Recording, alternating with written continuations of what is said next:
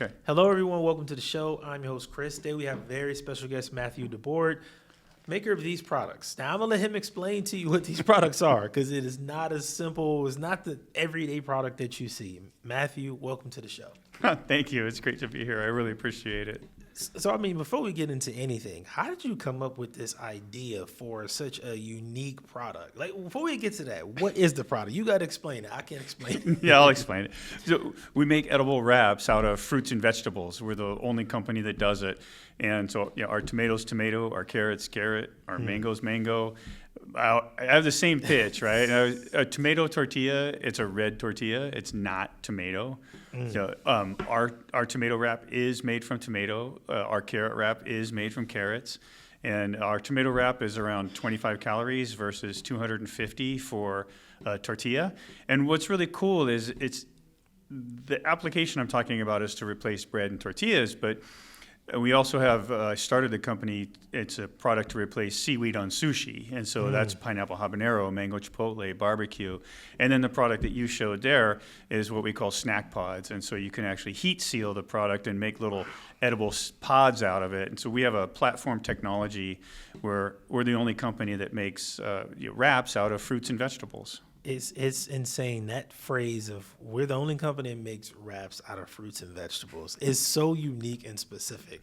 And listen, people, I know a lot of podcasters, a lot of creators will tell you they love products and all of that. I'm here to tell you, I'm being honest, it's good. Like when Matt had given me a bunch of products to try, it was just a bunch of variations of different things. And even the ones you made, the sandwiches and stuff, like they're so different and so unique. And when you look at it, you're like, this doesn't look like something I would eat in America, but like, it's incredible, all of it. And like, how did you actually build the product though? I know there's a story behind this with a machine and a lot of stuff. So let's get into that.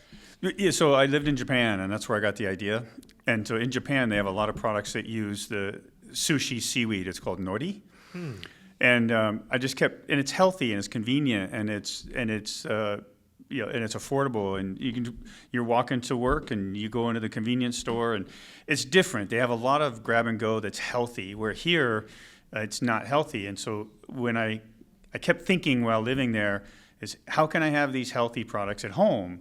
But Americans generally don't like seaweed. At all. Yeah, that's right. That's right. If you ask Americans, that's right. They're going to say they don't like the smell, they don't like the texture, and they don't like the taste. And so I just kept thinking, okay, well, if we can replace the seaweed with something, and give it to an American flavor. And one day I thought if I could make tomato, something like seaweed, but made out of tomato or made out of carrots or made out of spinach.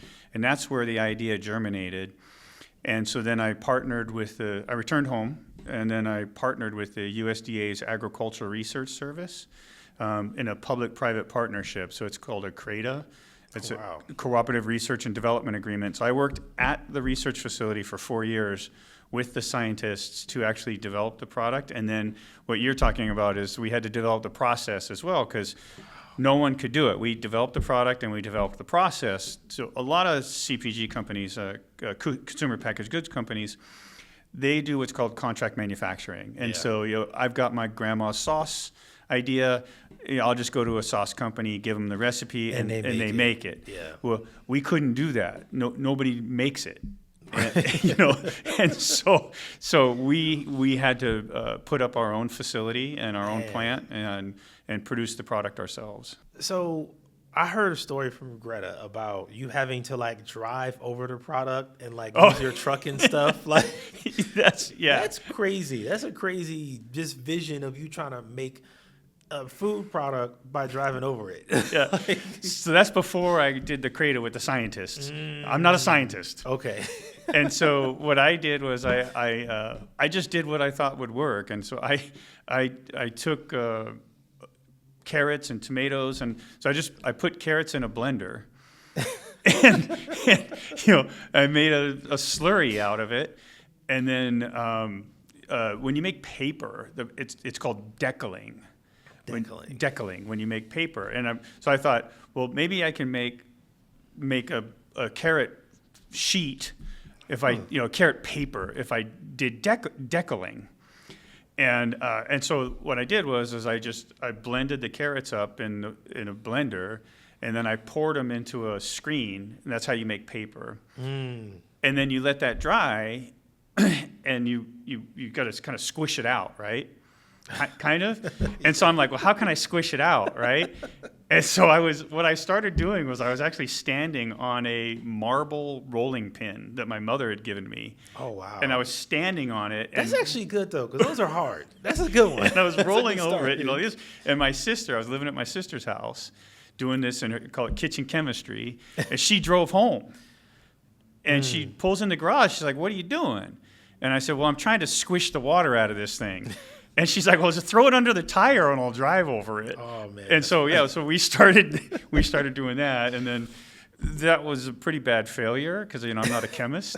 And then I found out about the USDA and partnered with them. And then I worked with them and worked in the lab, and they explained to me, how you would do the science. You would science, say, here's my idea. And so then they said, well, this is how a food chemical engineer would tackle that problem. Okay. Right. That makes sense. And I guess that's why getting help in your startup is so important. Yeah. Because it seems like they were very vital to you making a product and getting it out there.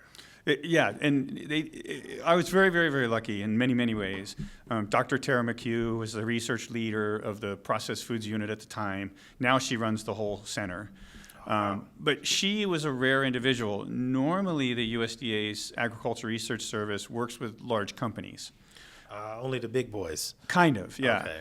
And let's say the big companies, their R&D tends to get stagnant, or they can't solve a particular problem. Yeah. And so let's say Frito-Lay has a problem. They'll go to the ARS, and they'll be like, look, we're developing this product, and I'm just going to make something up. We're doing purple ketchup or purple chips or something, right? Yeah.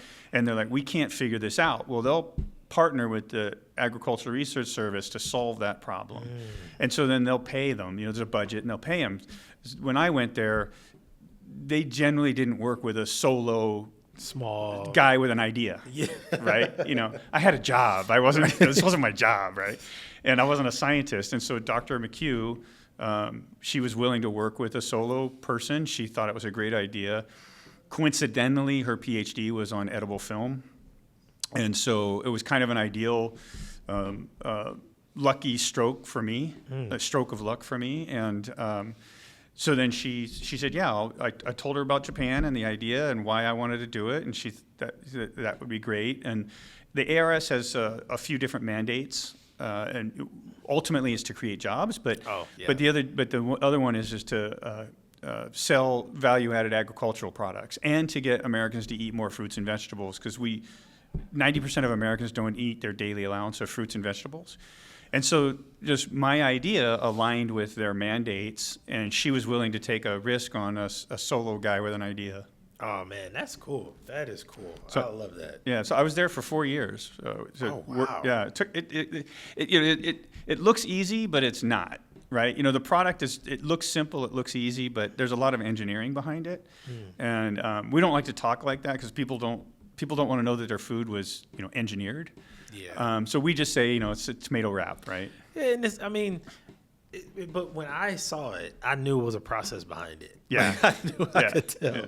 Not like it's necessarily bad. But sorry to interrupt, but what's fascinating is it's all 100% plant-based, nothing artificial, no room, shelf-stable for a year. And the goal was actually to try and make something that's, let's say, 100% carrot or 100% tomato, but you can't get the performance out of it. So we had to add some other plants to it, but it's 100% plant-based, nothing, no artificial ingredients, nothing. And I know that a certain group of people, like the vegan crowd, the really health conscious crowd, love this product because it really speaks to that market specifically. I myself love it as a parent because I think you can easily feed your kids something like this and they won't even know it. That's right. They're completely unaware, and it's not an argument or a discussion. They just eat it and they love it, and that's it. That's the best part. The term is stealth health. Yes, stealth health. Yeah. I like that. Yeah. And so, as far as where you are now, what's the next step? What are you most looking forward to? And that's why I'm involved with venture mechanics. I mean, we just need to grow. So it's like I've had hard knocks. Every entrepreneur's been through some struggles, and we've gotten through those struggles. And we have the production facility. We patented the product. We have 2 patents on the products. And we have a product pipeline, and we're in the market. And now I just want it to be everywhere. I want to grow. And a big part of my objective was to help people eat healthily. I mean, we have an obesity problem in this country, diabetes. You were talking about people that like it. Certainly, the product is good for vegetarians or vegans, but it's also good for everybody. I mean, 98 million Americans are pre-diabetes. 37 million are diabetic, right? I mean, so, and I don't know what the number is. 40% are obese or something. I don't know. But the whole idea is, when I lived in Japan, I could go into a convenience store, I could grab something that was healthy, and I could have a healthy lunch for $3 or $4. And that's the goal. What I say is here I can go into a gas station store, so I'm filling up and I want to go grab some food. Yeah. I can get a 900 calorie muffin. I can get a piece of pizza. I can get I call it donuts. Yeah, I call it mystery tube meat. Right. It's been there for like a day or two. Right. Right. And so the goal is to let people go into the convenience store, grab something healthy, and feel satiated and flavorful. That's the other thing, is like you said. I mean, the things that we make with our products are really tasty. Yeah, they do taste good, and that's the part that shocks me, because usually when you hear healthy food, it doesn't have the taste. I'm from LA, so I got to taste a lot of like the avocado toast and all of that stuff, and all the healthy. I've tasted a lot of it, and rarely is it something you eat and you're like, yeah, I would love to eat that again. Yeah. It's rare. So seeing such healthy food also taste good, that's like the major bonus for sure. I think that's what makes it a winner for sure. Yeah. And so how big has your team been along this journey? You mentioned the researchers, but outside of that, what has your team aspect been like with your company? Team of one. So, I mean, it's not fair to say that. I mean, a lot of people have helped me along the way. I've been very fortunate. The production facility always we have people working there making the product. But in terms of the business management, it's been me.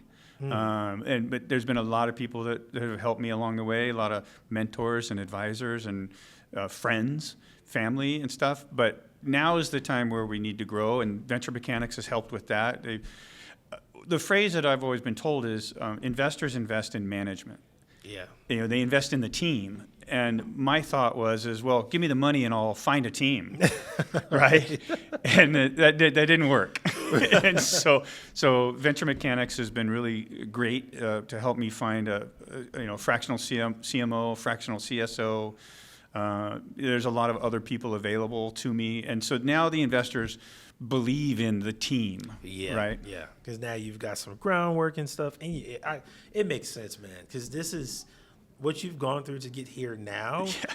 Just incredible. From driving over it, trying to make it. That's right. I hope you got pictures of that. Oh, man. My sister keeps wanting to recreate it. You got to at some point, because that's hilarious to me. Me personally, I love it. I think every founder, when they're building something that's really different, you go through that phase of like just doing something that's completely out of the ordinary, unpredictable, unplanned. And because you're trying to get to that other side of building something that we have not seen. It's really new and different. And I think that's how you got here now, is just completely off the rails thinking and trying stuff. And I respect that. I love that. Thank you. Appreciate it. And so what is it, like you said you want to grow. Yeah. Is there any specific, like really specific store you want to be in? Is there any specific, like other, let's say influencers you want to work with? Like what is that vision of growth like? So obviously grocery stores, right? So I mean, everybody wants to be in Whole Foods. I want to be in Sprouts, right? Yeah. Here in the Pacific Northwest, PCC is a big one. In California, there's Nugget, there's Molly Stone's, there's Trader Joe's. Oh yeah. Trader Joe's would be good. Trader Joe's would be private label probably because everything's Trader Joe's brand. Yeah, true, right? True. But that's okay. I mean, Target, and I'd love to do a Target brand. I don't care. So I mean, I want to be everywhere. I know we'll grow, and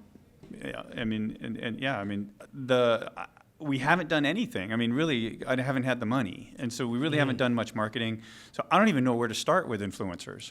I mean, and that's where I need somebody, the team, right? Yeah, I need somebody who can help me with that, and that's a real opportunity, right? If we can get some TikTok recipe videos and things like that, Oh, man. right?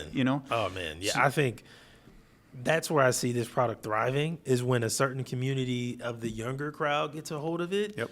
I think that's when it just will expand. Like, because me as a parent, when I took it home to my kids, I wasn't expecting them to be interested in it like that. But then when I like to put them real hands on, and they make their own sandwiches with the wraps and stuff, and they do it That's themselves. perfect. Yeah. And it's like, it's not super messy, it's super easy for them to make, and it tastes good, so they love it. And so I think when that type of crowd gets a hold of it, it takes off. Yeah. So man, this is exciting, man. I'm excited for you. Thank you. I think this is going to be huge. Again, I'm shocked the product tastes good. I'm sorry, y'all. Everybody says they don't. That's why we have to feed people, right? That's why we have to do demos and stuff like that. But on the episode, I'm gonna put some. You guys say the B-roll. I do B-roll. I'll put the pictures up of everything of what it look. I'm telling y'all, it's good. That's funny. And so let people know where they can go and order. And I know some stuff is available on Amazon, right? Yeah, Amazon, and then our own website, NewGemFoods.com. We have our own store. Yeah, and then we're in Northern California, a few retailers on the East Coast, Wegmans, 2 Whole Foods regions. And so we're starting to grow, and that's what we want to be out in more retail, and hopefully we can get out there and grow. Yeah, somebody told me a long time ago. They said your biggest problem is nobody knows you exist. Yeah. And that's where the influencers and stuff would help, right? Yeah, for sure. But man, thank you for being a guest. You have been incredible. I'm looking forward to just seeing more of your journey. Yeah, thanks so much. I appreciate it.